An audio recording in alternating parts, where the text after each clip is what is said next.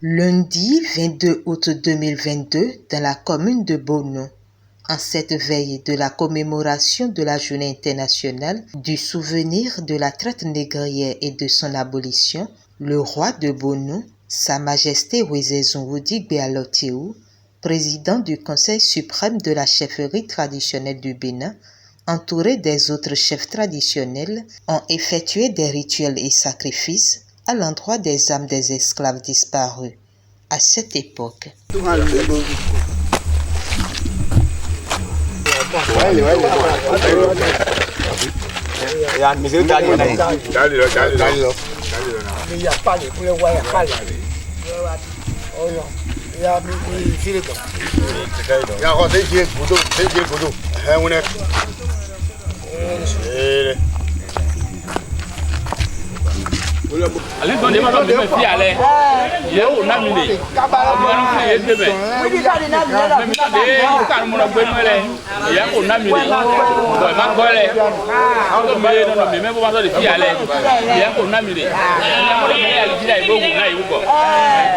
après les différents rites, ils se sont donné rendez-vous le lendemain au palais du roi de Bono pour la conférence inaugurale entrant dans le cadre de la célébration de la mémoire des filles et fils de Bono victimes de l'esclavage. Cet événement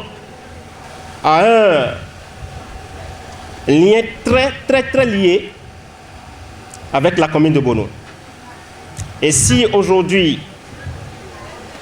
nous nous retrouvons ici pour le célébrer, c'est parce que les fils et filles de cette commune, entre-temps territoire de Doba, avaient été massivement soumis à cette activité dont l'inhumanité n'est pas à décrire. Le roi Wezezon,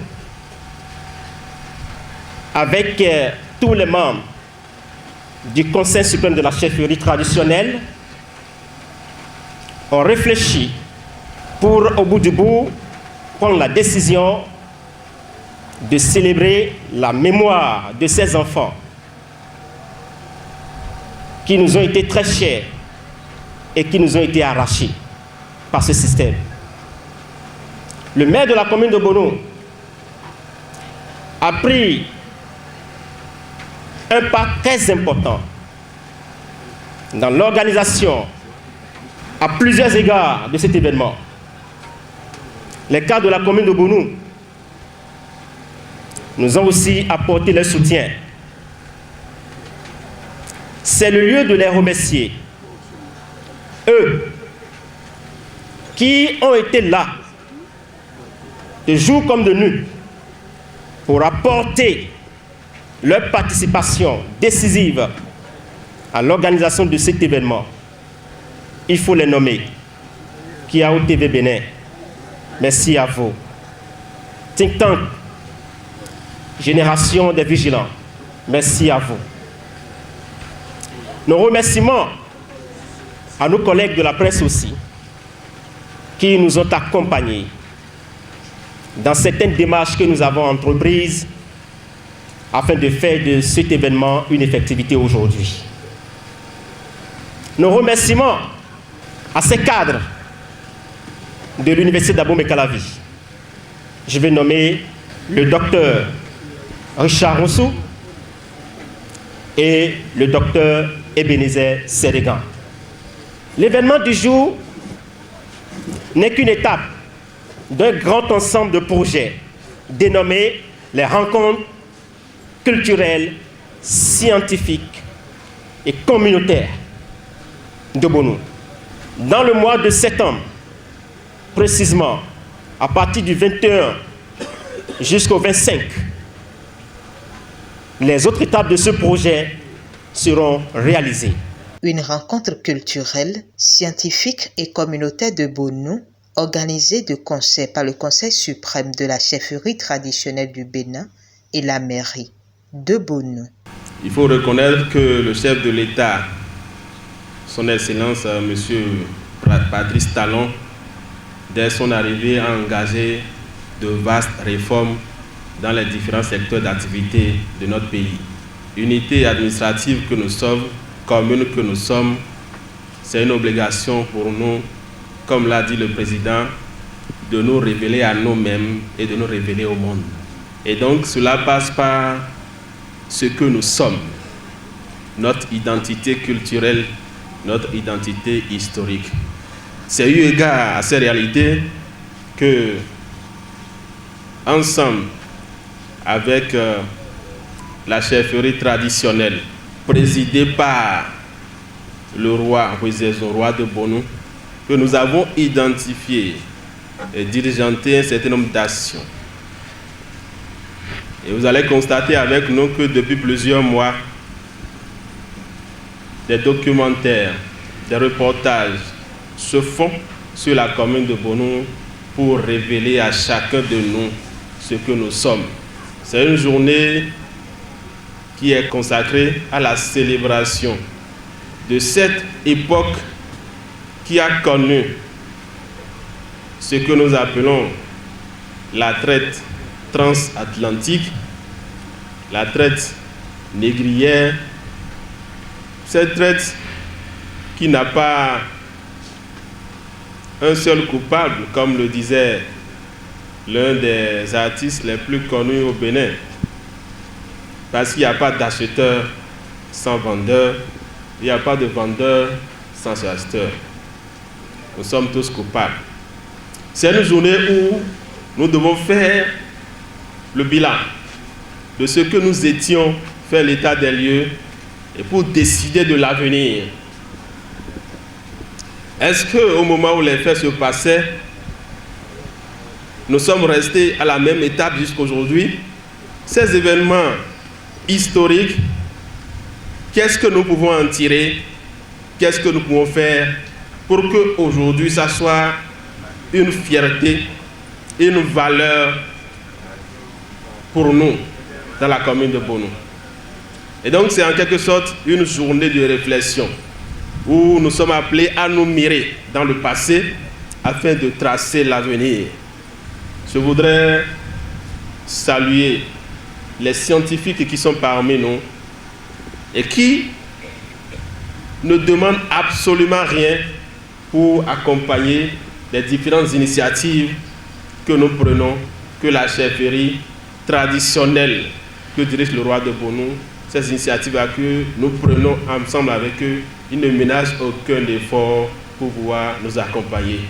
C'est à votre actif, je tiens à vous féliciter, à vous encourager et je demande à ce public d'ovationner très fort ces scientifiques qui sont dans l'ombre et qui nous accompagnent. C'est une journée qui nous lance dans un immense travail qui a été déjà fait en amont et dont nous aurons à vivre les réalités de ce que nous faisons, de ce qu'on avait fait dans le mois prochain. Minose de temps home do kanu mono dagbo mitole yebe yeso yi togodo bo yi tiyanko bo yi tiya kodo walo de yebe yeso yi togodo na po nino me de no bo yi togodo e mai yoso edo akweche bo jiro na do hun bo na so avion kwe alo na so bateau kwe wizin to me wi ya yi to me ganu to me jiro majro gbeto kure aleji gbeto kaleje ton boku alin ton enele mi ko bi ple lo po bo ko de na yi de ali clan ton ho de so zame bo nan dudu alin ton enele de bonu kamele mi nan dudu alin ton enele bi do ne do kanu mono ho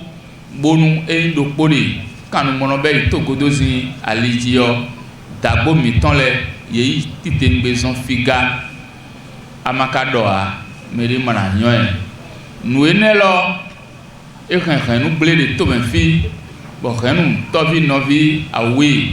no je kan meri no je kan po meri e po do eteutu meri e de gbe bodo yeni be meole bo be soyi famille des mebe idele o be mene ye kana jo mene doa eno yi okunya bono yi ken bono yi nuwiwa dakode bo kelo ye dukaka bo dukpo na vile wetenuwe wesoke enelo ena tin e nu dakode bo mizia san rote bodo wesoke enelo ena inu boda jinjan de tome fi do akota de plelu po de dogbazi aigbaji hoho bo miwayi bonde gbe akota le supo ple mi akota le biton wedi aigbalo ti fi ezon ene ubo mi do gbe lo minase asaro te na nu wiwa lo bo kwewu mina tempon boda no blo bo kwero po mina deu kaka do mi mo fi de uve o je meri ko meje tí ó bẹ́ ná dodo ẹ máa ń gbèrò kó sínú owó ẹ̀mí dọ̀ fífa dé ìrànlọ́dọ̀ sójà gbégbé mẹ́ gbọ́dọ̀ pẹ́ pàdán po pẹ́ po wíṣíàzán owó ẹ̀yàzán ẹgbẹ́ tán bọ̀bọ̀nù fi súnù ìyànnù sí ìkọ́ sí gbé mẹ́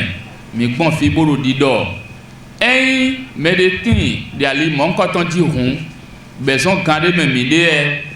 n'ayant ouais socket non ce temps mais de tinde ali lodi hon n'ayant ouais gbeyi nko ouais do inoviche ti donami ne nomo to lo no fa bo fifa no tin bo nu wa do polo bi no je yi bo no yin do po ene lo mi bio mi bo do azan egbe tan lo eyan azan de do vode bo jijo na yin do propo me bi se tan kon do po mavo e na yin bo nto tan bo na yin benin to lo tan pour un département où met tout temps pour nous confier bon ma on nous kwesi des préfet département où met temps nous confier bon flin seto bo do benin seto bodo écran sortir pour un tiers dans tout gan et Patrice Talon mais do benin ko do gouvernement ton les po bodo benin institution des ko do benin les bi bodo point do même temps et na yaga do bonuo et demain bonu deme dawo bonu edo mi de le bio bonu deme bonen mi blo ni ofo din ne mi bio septembre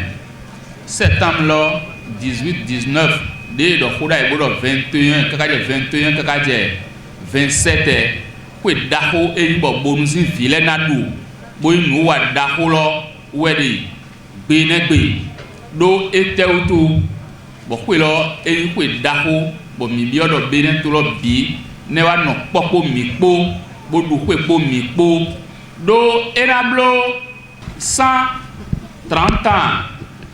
bo perhensi wa ijire de dan ko me khosu godo ton e no ayi dogba ton di fi bo pe nu po yo vole po bo dogba sin to du de yo vole ti bo commandant foras de fi nu da ho e ba sa ne lo erablo 130 ans de septembre besoin 18 grade 21 de dollar asan da ko de e ko sun lo pore gbede bo nu wa lo era gbe kande nu mi ka hun zon de gbe o mi hun de ndo dagbeji mi ka de kodo bo de yo kodo mi won nyonu kwesi agodie Amazon yetime de deu bo de commandant fora saison apasakindi bo gbefle bo yi ko ne eti bonu fi kakaje gbe e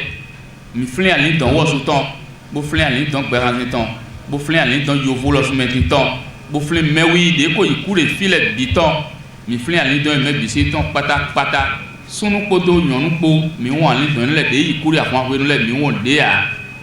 mi bio bo lo de no don bo ko fifa de do miji bo ko fifa de do berenji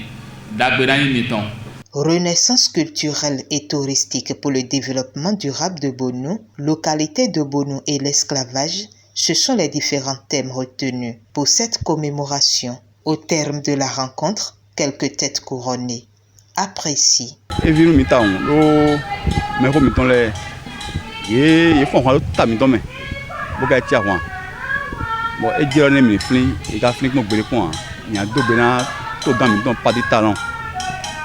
Où est-ce qu'on mi amo eka do nyole bi wo de gbele gbe